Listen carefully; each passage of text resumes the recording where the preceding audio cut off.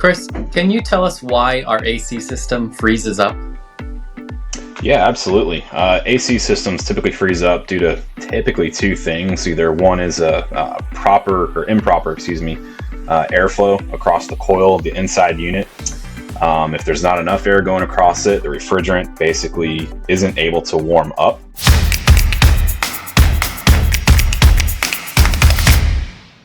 Hello, everybody. Welcome to another episode of Property Pros Podcast. I'm Peter, your host, Peter LaFramboise of Gold Star Public Insurance Adjusters. Got another great guest. His name is Krzaczkowski from my local networking group here in Northeast Florida. Chris is a really good guy.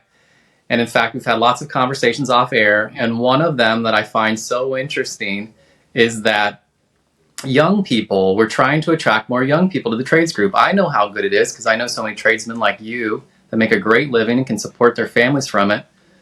And you've talked openly with our group about what you guys are doing to help recruit some of these younger generations to come this way instead of go to college. And of course, we hear all the naysaying about the debt. Chris, why don't you say hello and tell us how you guys are helping to resolve the problem with your company? Hey, absolutely. Good morning. Super happy to be on here. Thank you for inviting me, allowing us to represent Reliable Ducts here. But what we've seen work for us in getting the younger generations in is just making it fun. I think when people think of the trades, whether it's electricians, plumbers, HVAC technicians, just whatever it might be, they immediately think, oh, that should be a dirty job with Mike Rowe, but and to piggyback off that, Mike Rowe has done a fantastic job in pushing more for, hey, there's great things to do in the trades. There's fun to have in the trades. There's fantastic money to be made.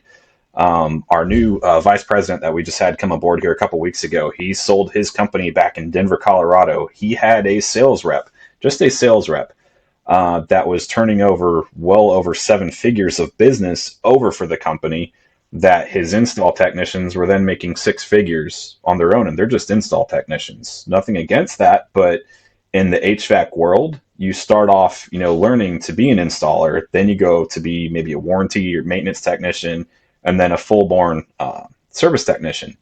With install technicians, if they're getting that much work and are able to make that amount of money already, the service technicians on the other end that are helping flip a lot of these sales, because the system might be 10 plus years old, or it might have a repair that's just, more than say 20-30% of the cost of a new system.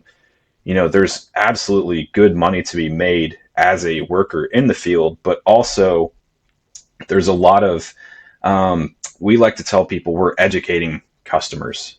Every home that we step foot into, if it's a 2-year-old system, there's something that our technician can educate the homeowner about, whether it's improving their indoor air quality or just adding on something simple to allow the system to work better. When the younger generation learns that, like, hey, you're not just going to get your hands dirty with this. You're effectively helping out somebody's grandmother that their system isn't working in this Florida heat, where this past July we had, I think, 3 straight weeks of 95 plus degree weather, where, you can walk into their house and you immediately feel the heat. You don't want to be in there. It's hot.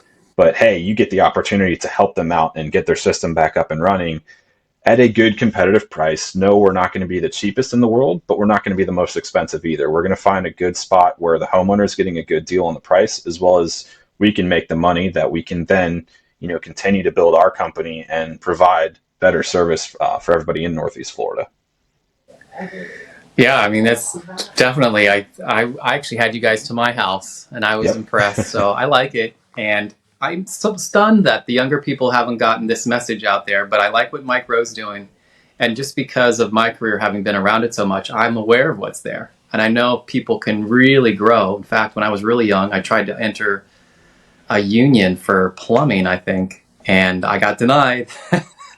Tried to do a cooking career and ended up back in construction, but it's such a great field. And people don't know enough about it at that age. They don't want to do it, and I think it's phenomenal. And of course, you're everybody's favorite person in the middle of July and August to come to their house and and solve their problem. Just gets a little hot out there sometimes, is all. Oh, absolutely. So, some of the things that we talk about, especially with the heat and maybe maintenance related, our systems can freeze up. And people always say, well, what the heck? I've had it happen to me and go, what the heck caused this? And so I know my own experience, but will you tell our viewing audience maybe some of the things that you guys see when you go out there? It's completely frozen up. It's not working. It's leaking water. What's going on with that system? Yeah, absolutely. Primarily, we see two main reasons for a system to freeze up. One of them, which I think is the most common, somebody doesn't change out their air filter. So that air filter starts to get compacted and it's restricting the airflow going through the system, which is going to cause two issues. One, not enough air is moving through. So the blower motor inside the air handler is having to work harder and harder to pull the amount of air that it needs through. So it's going to cause itself to prematurely fail. But then secondly, there's not enough air moving across that evaporator coil. So as the humid air is moving across it, it's starting to freeze up because there's just not enough of it going through. So the refrigerant's flowing through, the humid air is hitting it, and it's just sitting there. So it gets frozen up on it. And a standard system in Northeast Florida average is about 3.5 ton size. So that evaporator coil can hold about 4 to 5 gallons of water. So when it freezes up, now where's all that water going to go? There's either one of two things. Either one, you shut your system off and wait for it to just unfreeze. Or if you have availability, you put a bucket under it, turn that system on heat, pull your filter out, let that coil heat up then as the changes the refrigerant flow to allow it to warm up. And you just got to be able to catch all that water at that point to be able to get it out somewhere so that you can get it back to running the way you need it. But the other side of it that we might see, which if you're getting good scheduled maintenance twice a year, typically it doesn't happen. But if there's maybe a leak in the line set where the refrigerant is in the copper, and you start to run low, then it can cause a system to freeze up as well. But also we've seen, especially in new construction, putting in 3,000 plus systems a year, you might have a manufacturer defect where there might be, maybe a welding joint or a braze joint within the evaporator coil that's just not perfect. So it can cause a restriction in the refrigerant flow in there. If it slows it down at all, it can cause it right there to freeze up at that spot. And then, there's really nothing you can do there aside from call a good contractor, have them come out, diagnose it properly, catch that, and then get that replaced, hopefully under a parts warranty. And if you're obviously within your labor warranty, get it covered under that as well. Wow, interesting. Well, I've had it happen to me. Mine was the blockage. It was dirty filter, and I think probably the dirtiest set of coils I've ever seen in my life. All sorts of animal fur all over the coils in my house. And I get a lot of claims from that kind of thing, actually. That stuff, like you said, there's that much water, it'll drip onto the floor. And the other thing that happens is the backups or clogs in those drain lines, right? Right. That happens to people too. So can you tell them, what would you do as a homeowner, or what do you guys do as contractors as a part of trying to prevent that kind of thing? Yeah, absolutely. Obviously, we recommend changing out your filter at least once a month.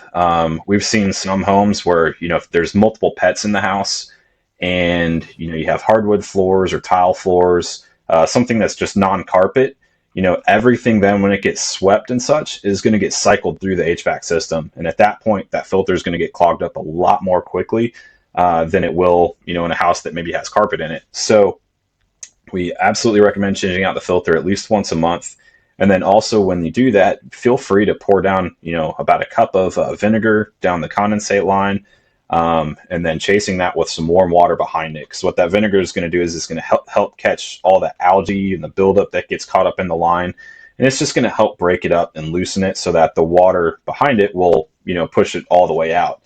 And it might look like wet toilet paper, wet tissue out the end of the condensate line outside. It might look pretty nasty and gross, but if that's not properly maintained, that's just going to build up within that line until it gets to your float switch, trips the float switch, and your system's turning off. And it's never going to happen at a good time. It's always going to be 10, 11 o'clock at night or 1 o'clock in the morning, and you're waking up, oh my gosh, it's 80 degrees in the house. Who do I call?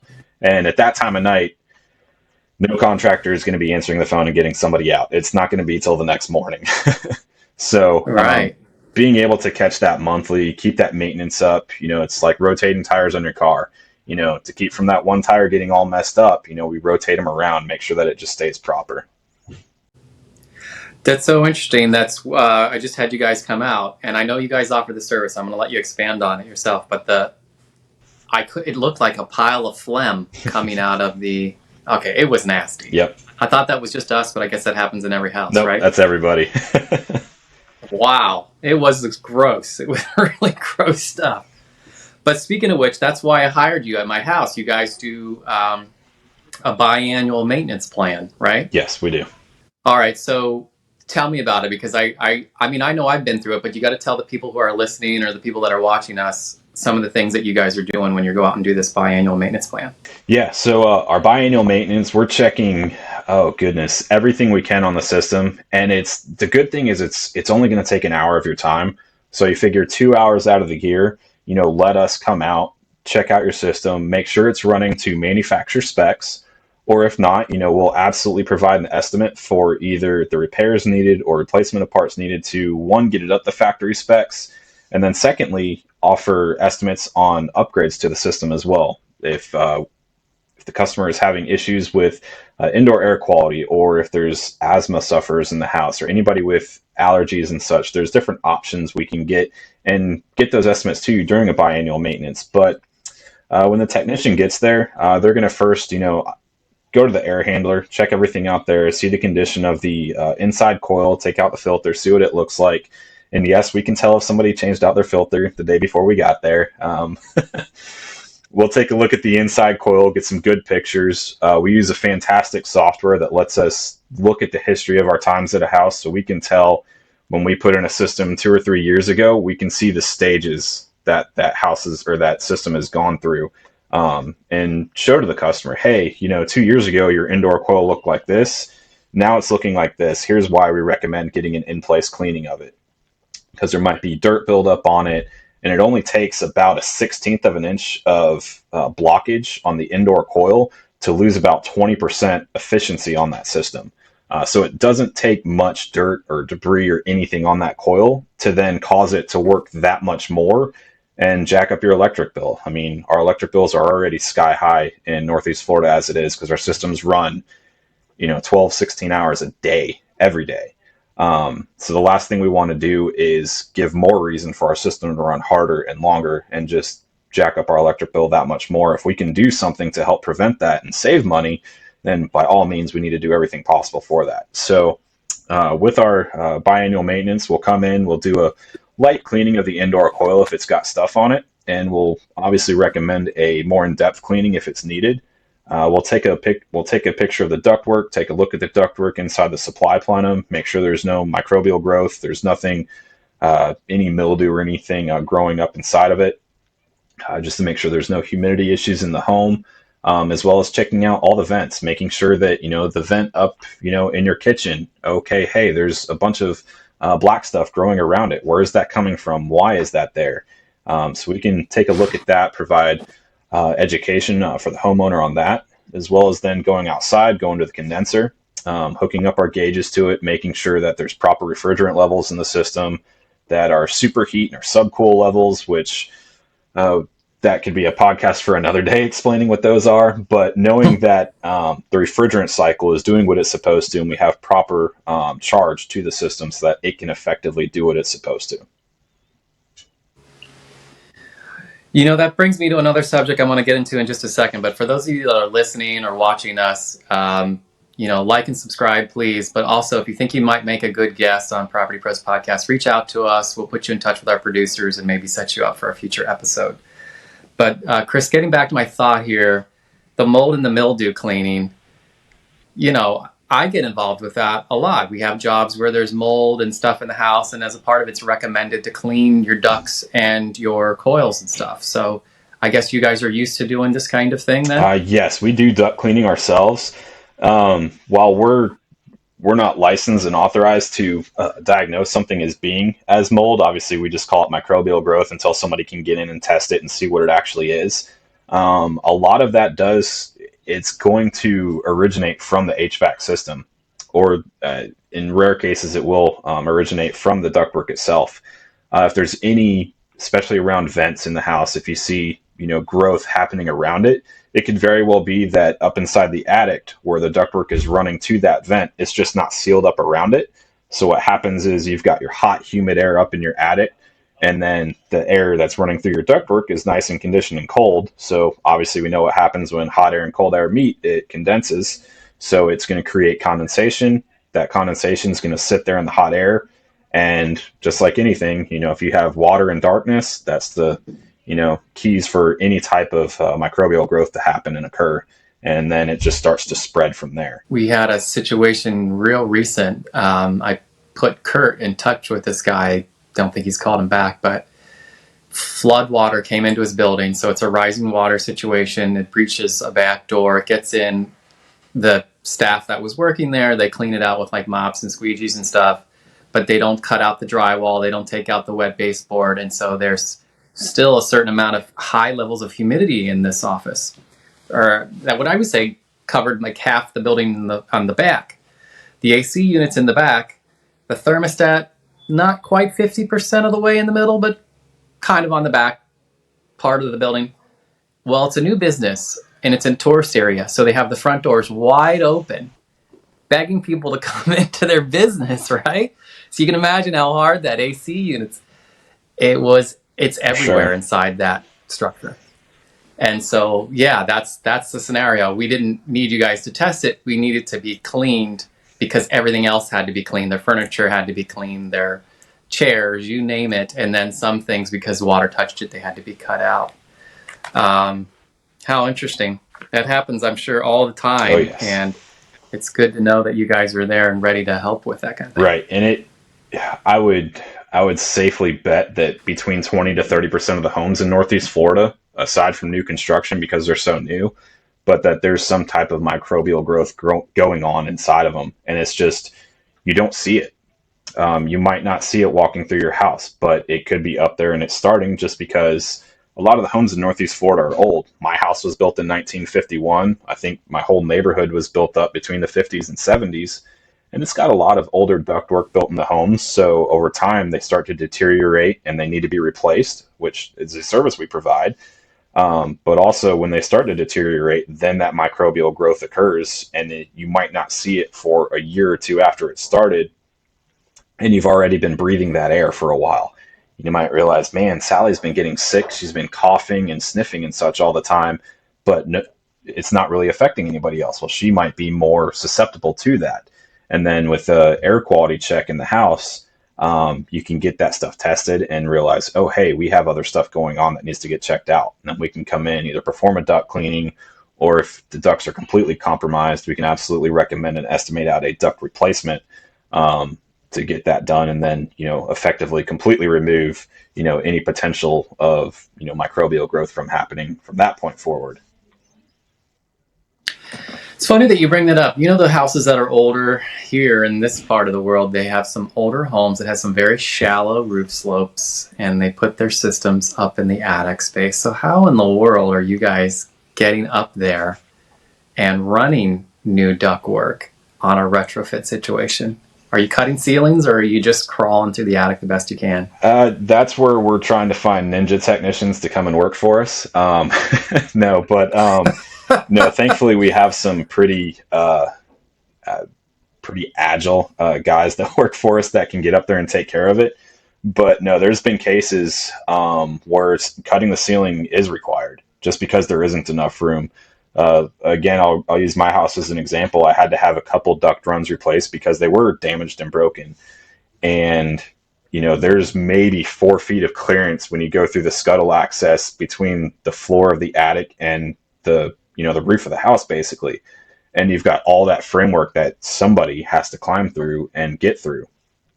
But a lot of times if it's in the attic and we're having to do work around that, obviously we send 2 guys just because of safety concerns and such with our heat and whatnot. But it becomes it's artwork watching these guys work around it and get stuff, redone properly and get it put in place so that, we can make sure that system is running as efficiently as possible, as well as getting the cleanest of air in there as well.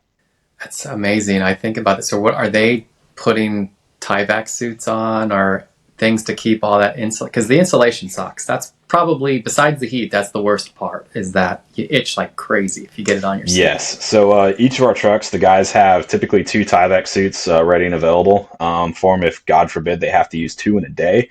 But no, and a lot of the new construction homes, they're all coming with blown-in insulation in them. So they're either stepping through it or they're trying their hardest to avoid stepping on it and getting it all over their clothes, all over them. So they'll put on the Tyvek suit to walk through and keep it off of them, as well as keep from messing up the level of the insulation in these homes. For the proper R value, a lot of them will have to have at least 13 inches of insulation to maintain what it's supposed to do. So if somebody's walking through there, chances are there's going to be spots where it's, might be 15 inches over here now and then 10 inches in a spot. So keeping that level, trying to stay away from messing that up it's an art form for some of our guys. Some of them are fantastic at taking pictures and making sure that, hey, here's what the attic looked like before I walked in it. Get done walking through it, doing the work that's needed. Hey, here's how it looks afterward. They pull out their measuring tape, make sure, hey, we still have the proper depth here to make sure that the R value is still maintained and can get the work done properly.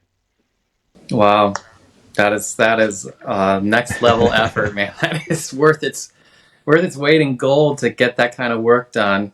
Speaking of other work getting done, we talked also about this off air, purifying systems to be put in these ACs. I think I have one, but why don't you tell me about, and some of the people that are listening, about some of the things that they can do to improve the air quality with the current system that they've got? Oh, absolutely. One of our favorite things, obviously with newer technology that's coming out, is effectively turning your HVAC system into a giant air purifier for your home. So it's going to pull in air if you have a central return or you have ducted returns to all your rooms. We can take that air and recycle it. So as it's being sucked through the system, we can get, there's different devices, UV lights, ionization, and they both do 2 different things, but when put together, they work fantastic. So UV lights, obviously, our amazing atmosphere knocks out a lot of the UV rays that we get here. But when you can focus a lot of those UV lights into a small area, you can effectively kill off anything, any type of organism that's there. So what a lot of companies do is they create these really strong UV lights that you can put in your indoor coil at the air handler. And as the air is cycled through the system, when different microorganisms and such are then exposed to that UV light, they're killed immediately. So it's going to kill off that stuff. It's going to kill off germs. There's some companies that like to say, hey, here's proof we kill off all these sorts of different viruses at a 99.9% effective rate. Granted, those are a lot of certain controlled environments, but the point of it is that we can effectively clean the air in our house to make it better on us. Because like the EPA said during COVID, when it was running rampant, was the air we breathe in our homes is dirtier than the air we breathe outside. It's awful because we cough, we sneeze, our bathrooms are full of germs. And then what do? We don't do anything to clean that air. It just stays recycling itself, and there's nothing inside the house to help clean it. So a lot of different companies and manufacturers have developed technology with ionization, which is neat. The science behind it's incredible. Basically puts a little charge to the air so that, we know opposites attract. So if it's a positively charged particle in the air, it's going to attract to a negatively charged particle. So when it does that, it causes all the particulates in the air, which if you look at a window through your door being closed or just a window and you see the little stuff floating around, those are particulate matter. So what ionization does is it helps all that stuff stick together, and then it falls to the ground because now it weighs more than the air does. So as it falls down, we can then sweep it up, vacuum it up, clean it up. So, and it's kind of funny, we always get asked, anytime we install an ionization device in a house, they'll call us up a week later, hey, my house seems dirtier than normal. There's a lot of dust on the floor and just big clumps of dust on things. We kind of laugh. We're like, all right, good, awesome. The ionization device is working. It's doing what it's supposed to. And then we explain to them, all that you're cleaning up was floating around in the air. You were breathing it. Your body was the filter for that. And that contributes to sickness. That contributes to Sally missing school for a couple days because she's got an upper respiratory infection, or just allergies and such. So the better we can clean that air, the better the better lives we're going to have, and more health we're going to have, and a better life overall. Yeah, I think those are great products. I think they're really good to have in your system for sure. Well, Chris, I want to thank you for being a part of the episode and informing everybody out there what you guys do, and then what's beneficial for their home in terms of maintenance and some of the purifiers that can be put in their systems. Do you want to let our audience know how they can get in touch with you? Yeah, absolutely. First off, I want to definitely say thank you guys for having us on here. It's been a blast. But yeah, you guys can reach us at our website, reliableducts.com, or absolutely give us a call at our 904-551-7132. Those are our two best ways to get in touch with us, and we'll be happy to reach out and help get your HVAC system running better than before. Thanks again, everybody, for listening to another episode of Property Pros Podcast. We'll be back here soon with another great guest.